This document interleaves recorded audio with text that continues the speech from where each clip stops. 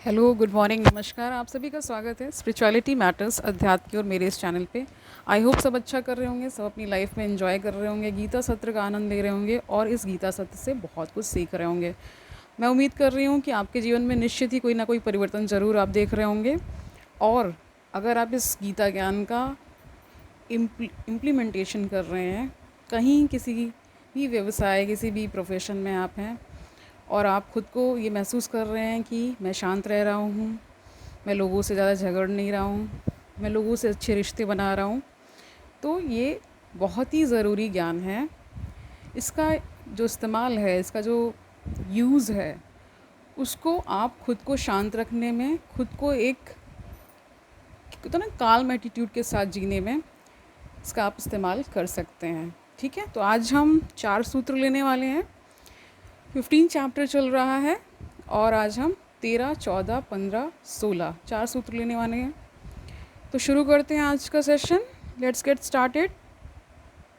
एकस्मिन् अव्यये शान्ते चिदाकाशे अम्ले त्वयि कुतः जन्म, कुतः कर्म, कुतः अहंकार एव च।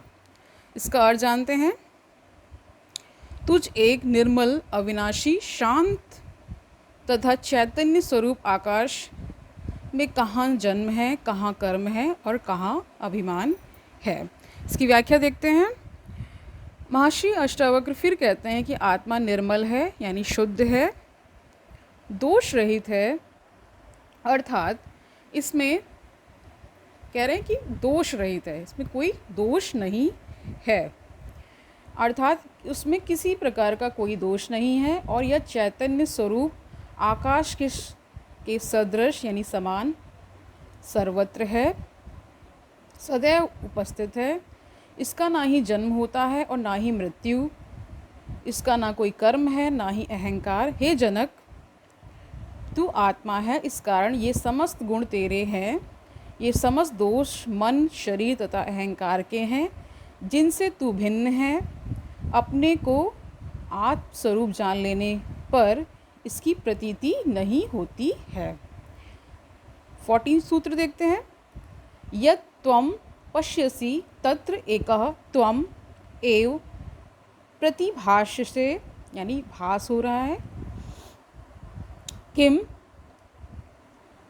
पृथक भाषते स्वर्णात् कटको अंगद नुपुरम। इसका अर्थ जानते हैं। तुम्हें जो कुछ दिखलाई पड़ रहा है वह सब तुम्हारा ही स्वरूप है। तुम ही उन विभिन्न नाम रूपों में दिखलाई दे रहे हो। क्यों? ठीक है, जो भी दिख रहा है वो सब बता रहे हैं। क्या सोने से बने कंगन, बाजूबंद तथा नुपुर आदि विविध आभूषण स्वर्ण से भिन्न कुछ और भासते हैं, अर्थात क्या उससे अलग हैं? ये प्रश्न कर रहे हैं। इसकी व्याख्या देखते हैं। अब इस सूत्र में अष्टावक्र दूसरा दृष्टांत देते हैं। लहरों में स्थायित्व नहीं होता है, वे तो उत्पन्न होती हैं और अगले ही पल विनष्ट हो जाती हैं। जीवन का यह रूप नहीं है। एक सामान्य सांसारिक मनुष्य को इसमें स्थायित्व प्रतीत होता है। इसलिए महर्षि अष्टावक्र दूसरा दृष्टांत देते हुए कहते हैं कि जैसे कंगना, बाजूबंद तथा घुंघरू की आकृति भिन्न भिन्न होती है, सबको अलग अलग दिखलाई, कह रहे हैं कि सबको भिन्न भिन्न दिखती है, सबको अलग अलग तरह से उस उपयोग किया जाता है, लेकिन सबको बनाया तो एक ही तत्व से गया है, वह है स्वर्ण। और वही स्वर्ण सब आभूषणों में है। नाम और रूप की भिन्नता से स्वर्ण में भिन्नता नहीं होती। वैसे ही इस जगत के सभी जीवों में आत्मा ही मूल तत्व है। यानी आपने पायल बनाया, बाजूबंद बनाया, कोई भी हार, कोई भी आभूषण बनाया, लेकिन सोना तो मूल तत्व है ना। वैसे बता रहे आत्मा मूल तत्व है, बाकी हम सब क्या हैं? आभूषण हैं। तो आगे जानते हैं। सब उसी की आकृतियाँ मात्र हैं, इसलिए आत्मा में कोई अंतर नहीं होता है। अष्टावक्र जनक से कहते हैं, क्या कह रहे हैं कि चूंकि तू आत्मा है ही है, अतः संसार के सभी पदार्थों में तू ही दिखलाई पड़ता है।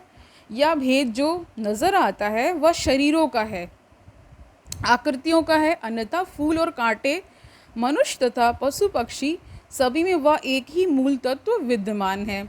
इन रूपों के भीतर जो अरूप छिपा हुआ है, यानी जो निराकार है, वह क्या है? मूल तत्व है। वह तत्व मूल है। वे विभिन्न उसी एक चैतन्य समुद्र की मात्र तरंगे हैं। अंदर जो छुपा हुआ समुद्र है वही इन सब का मूलाधार है। ऐसा समझ लेने पर ही उपद्रव शांत हो जाते हैं, यानी शांत होकर परम शांति की प्राप्ति होती है। 15वां सूत्र देखते हैं। अहम सह अहम अयम न अहम विभागमम इति संत्यज्य सर्वम आत्मेति निश्चित्य निसंकल्पः सुखी भव। इसका अर्थ जानते हैं। यह मैं हूँ, यह वह है, मैं वह नहीं हूँ, ऐसे विभागों को छोड़कर समस्त संसार आत्मा ही है। ऐसा निश्चय करके सभी प्रकार के संकल्पों यानी विकल्पों से मुक्त होकर सुखी हो जाओ। इसकी व्याख्या जानते हैं। यह समस्त संसार एक ही है, अखंड है, उस एक आत्मा का ही विस्तारित रूप है। इसमें विविधता कहीं भी नहीं है। नाम तथा रूपों की भिन्नता होने के कारण अज्ञानी को भिन्नता दिखलाई पड़ती है। वह खंड खंड भागों में देखता है। उसे हिंदू, मुस्लिम, ईसाई सब अलग अलग दिखलाई पड़ते हैं। उसे सजीव, निर्जीव अर्थात जड़ चेतन, व्यक्ति, पशु, पक्षी, जीव जंतु में भी भेद नज़र आता है। वह जीव और आत्मा में अंतर देखता है, आत्मा और शरीर में अंतर देखता है। यह अंतर उसके दुखों का कारण है। संसार एक ही सत्ता है, इसको बांटना ही अज्ञान है। द्वैत यानी दो, द्वैत दृष्टि के कारण ही दुख उत्पन्न होते हैं। संपूर्णता की अनुभूति हो जाना ही ज्ञान है, यही धर्म है। संपूर्णता ही जीवन है, यही ब्रह्म है। इसी एकीकृत अस्तित्व को प्राप्त हो जाना ही धर्म है। खंड खंड में विभाजित करना ही अधर्म है, अज्ञानता है। अहम ब्रह्मास्मि की घोषणा ऐसे ही धर्म की घोषणा करना है। यह अहंकार नहीं है, अपितु उस अखंड की, उसी समग्र की अनुभूति है कि मैं तथा ब्रह्म एक है, भिन्न नहीं है, दो का कोई स्थान नहीं है। सब कुछ जोड़ देने से, मस्तक पर भस्म लगा लेने से, सब कुछ छोड़ देने से कह रहे हैं, सब कुछ छोड़ देने से, मस्तक पर भस्म लगा लेने से, भिक्षा मांगकर पेट भरने से, गिड़गिड़ाने से तथा प्रार्थना करने से, दंडवत करने से, विनम्रता दिखाने से, क्षमा मांगने से अहंकार नहीं मिटता है। अहंकार एक रूप की अनुभूति हुए बिना नहीं मिटता है। यही धर्म की उच्च स्थिति है कि आत्मा एक ही है, सब उसी का विस्तार है, वही सर्वत्र है। भिन्नता की अनुभूति होना ही अज्ञान है और एक तत्व का ज्ञान हो जाना ही ज्ञान है, यही मोक्ष है। इसलिए महर्षि अष्टावक्र राजा जनक से कहते हैं कि मैं वही ब्रह्म हूँ या मैं वह नहीं हूँ, उससे भिन्न जीव मात्र हूँ, परमात्मा और मैं अलग हूँ। ऐसा भेद करने वाली दृष्टि को और ऐसे विभाग का त्याग दो। ठीक है, क्योंकि सो अहम, शिवो अहम इत्यादि शब्द कहना भी सब क्या है? शब्द दृष्टि ही है। जिसे शिव अथवा ब्रह्म का बोध नहीं होता, वही ऐसा कहता है, ज्ञान हो जाने पर, जानकारी हो जाने पर मैं बचता ही नहीं है, यानी ये जो अहम है, ये अहंकार है, ये बचता ही नहीं है। फिर मैं वही हूँ कहने का कोई अर्थ भी नहीं बचता है, नहीं रह जाता। इसलिए सब ही आत्मा ही है, अनेकता कहीं है ही नहीं। ऐसा निश्चय करके तू सभी प्रकार के संकल्पों विकल्पों से मुक्त होकर सुखी हो जाओ। एक की अनुभूति होने से, यानी एक की अनुभूति से ही सभी संकल्प समाप्त हो जाते हैं और मनुष्य सुखी तथा शांत हो जाता है। 16वां सूत्र देखते हैं। तव एव अज्ञानता विश्वम त्वम एक परमार्थ तत्व। इसमें एक शब्द आया है तत्व अन्य नास्ति संसारी न असंसारी च कश्चन। इसका अर्थ जानते हैं, तुम्हारे अज्ञान के परिणाम स्वरूप ही यह जगत है।